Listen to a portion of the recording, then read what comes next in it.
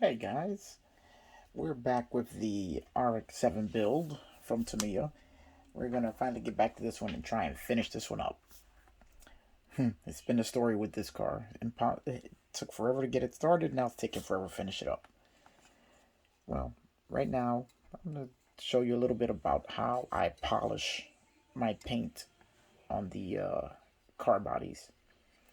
This car is painted in Tamiya metallic orange, beautiful color, and then covered in Tamiya clear. They have one of the best clears on the market. It's crystal. It's beautiful once it's polished out correctly and just looks great. The metallic orange is over Tamiya gray primer, the light gray primer, and lays super smooth. Everything, all of their paints lay super smooth. I'm really happy with Tamiya paints. If you guys haven't tried them, even from these are all from a can, and they lay amazingly smooth and polish out great.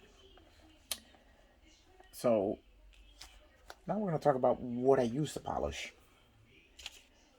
My two general polishes that I like to use is the Tamiya Fine Compound and then the Tamiya Finishing Compound. Now I apply them with the Tamiya applicators. These are great little tools that you can order from Tamiya USA. It's a sponge-like foam which allows you to apply the compound on the paint and give it a good rub right into the paint. Really get it working the way it should. Then what I do is I use my Keshi rotary tool.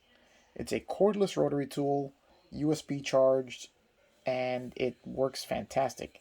It's a low speed rotary tool, so that it doesn't spin at the high RPMs of a Dremel, and is a lot harder to damage your paint with.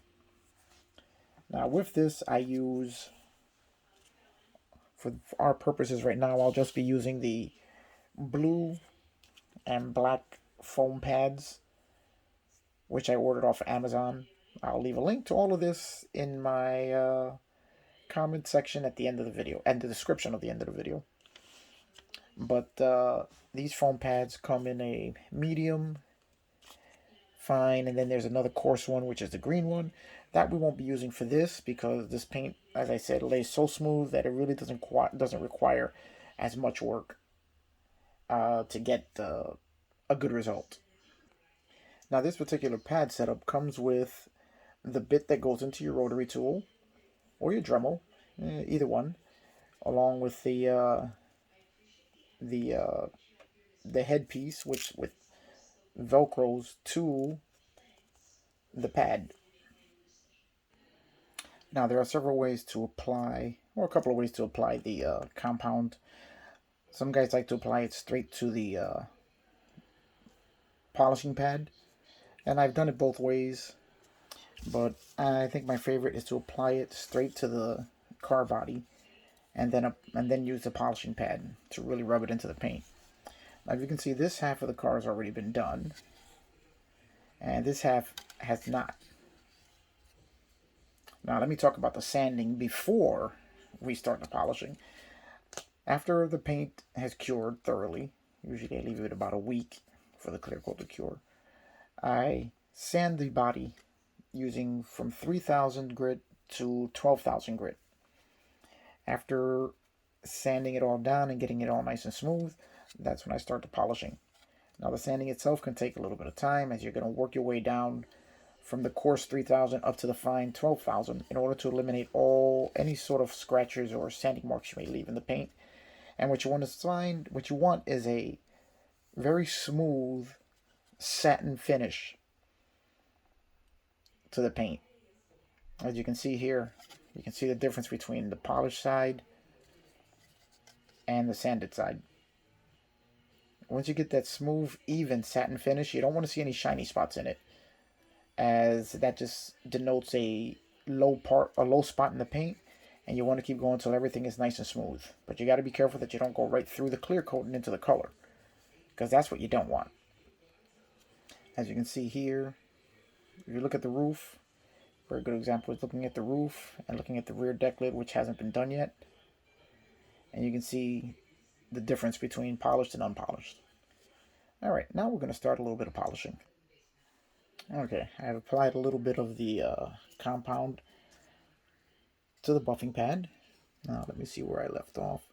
Well, it was right here on the fender. Now what I want to do is I'm just going to rub it into the fender. You want to get it all up in there, because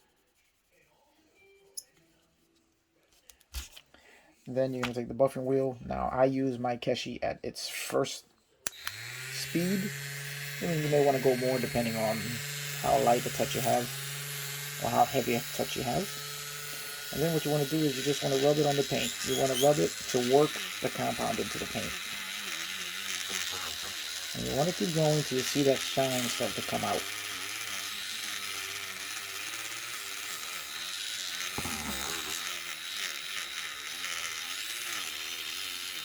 You want to get on in it, but you also want to make sure you stay away from all the edges, because your edges are where you'll have the least amount of paint on the car. But you want to make sure that you get in there and get every bit of it, because you don't want to have the majority of it nice and shiny and then one dull spot.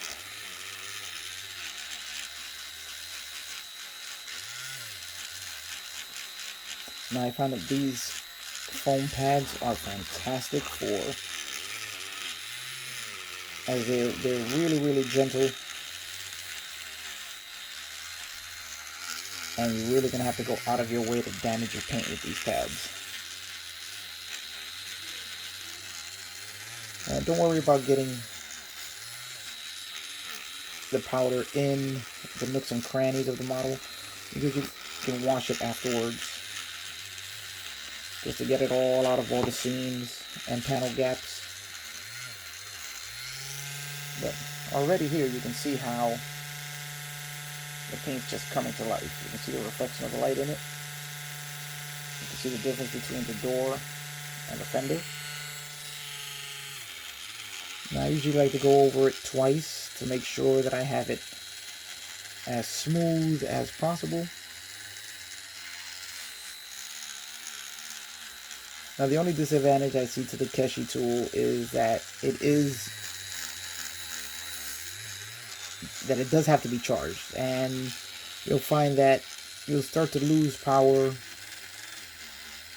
after a little while, and then you got to plug it back in. So that's the only drawback to it. Other than that, it is an amazing tool for polishing, for doing the same type of work you would with a Dremel, but just a lot more gentle. Alright, now take a look at that fender now. Now that is an amazing shine on it now. Now what you want to have your paint as smooth as possible so that you have an unbroken reflection. And that's when you know you've got it right where you want it. And you can feel the difference.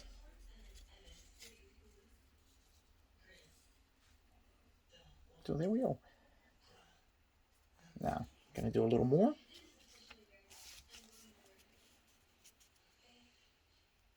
Now with the rotary tool, it really does make this go much faster than it would doing it by hand. And it also gives you a much smoother and more even polish than doing it by hand. But you can get good results doing it by hand also. Just takes a lot longer, and it's quite a bit more effort.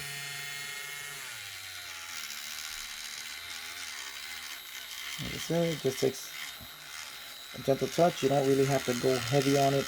You don't have to apply a lot of pressure. All you want to do is just run it back and forth against the paint. Try not to sit in one spot too long, because you don't want to burn through the paint. But you can see how the shine just starts to come right back.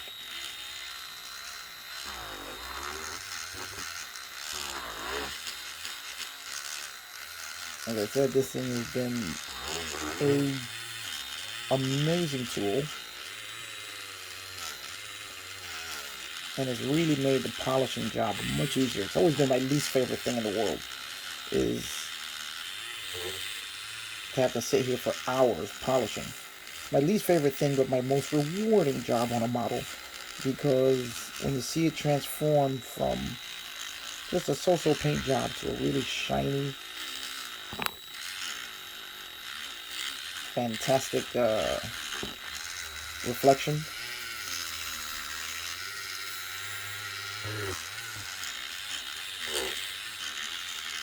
That's when you see how rewarding it is. Now, as shiny as it is, it still needs the Tamiya finishing compound, which brings that shine to another level and really makes it look much, much better even than their fine compound.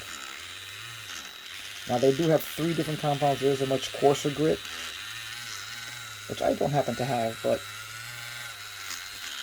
I have 2 automotive compounds which I use in its place. Only one is needed on a paint job that's particularly rough. I'm showing you this here in real time. No cuts to, no edits. So you can see approximately how long it's going to take you when you have decent paint to really polish out.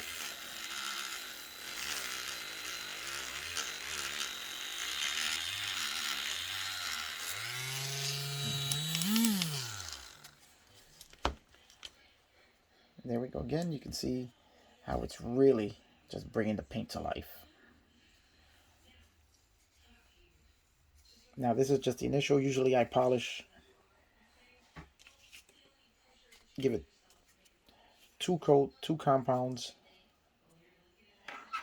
or 2 times over the entire body, just to really bring the shine out.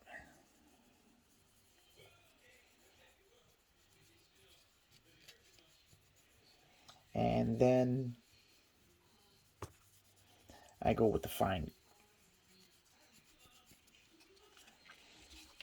And as I said, the regular compound looks amazing, but their fine compound is what really turns it around.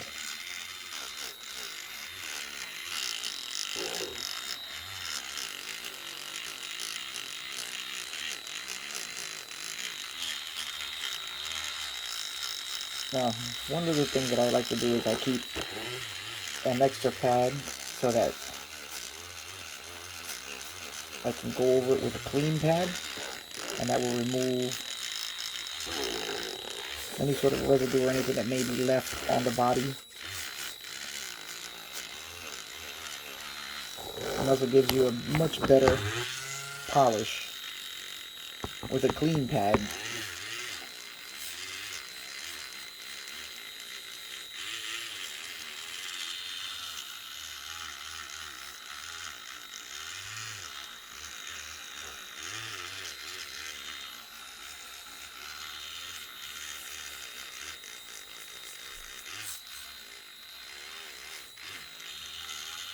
And you can see how on that rear quarter, the shine is just really, really coming out.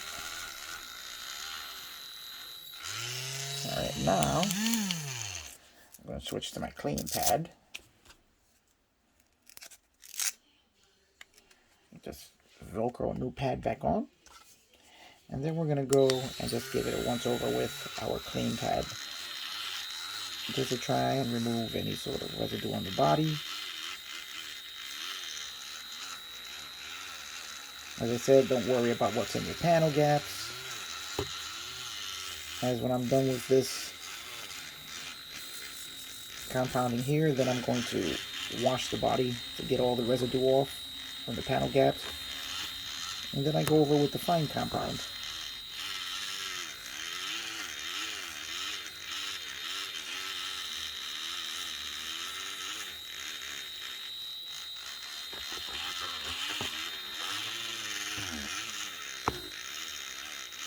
Like I said, you just constantly keep moving. You don't want to overheat one area of the paint.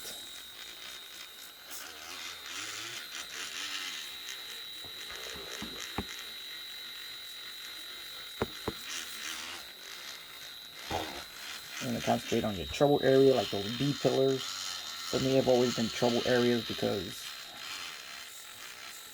for some reason I just always have an issue with getting that area to shine really well.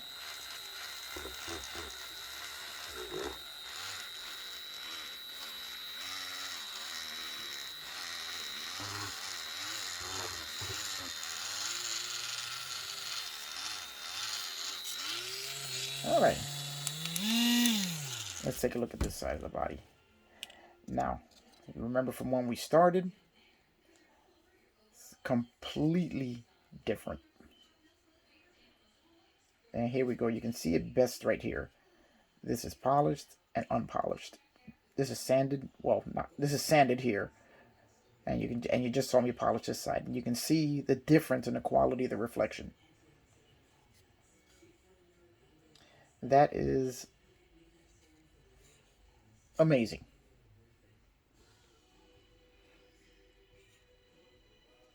Now, really quick, before we end this video, I'm going to put a little bit of the fine so you guys can see what kind of a transformation it makes. Now, you'll notice immediately that the fine is a much lighter paste than the regular compound. It's just a much finer paste. As it's not really used for cutting, it's more used for just smoothing out what you have cut.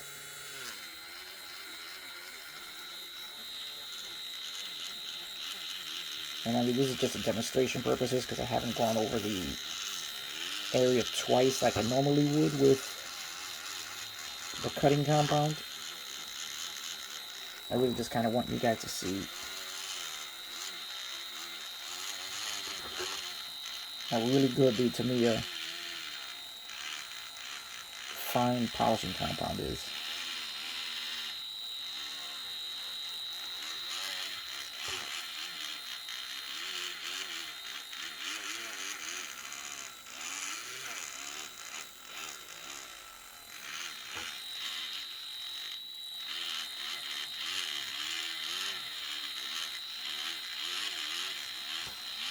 Like I said, you don't have to apply a lot of pressure. You basically just want to glide it over the paint.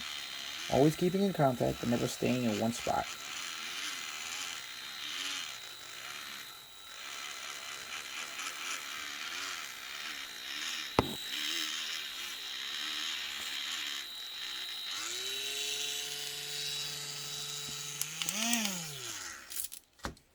And there it is. That's an amazing, amazing shine right there. It just really, really brings that paint to life. Now, how much you want it to shine, depending on how many coats you choose to give it. That's why I usually do about 2 of the regular compound and 1 of the fine, or maybe 2 of the fine, depending on what the results are like.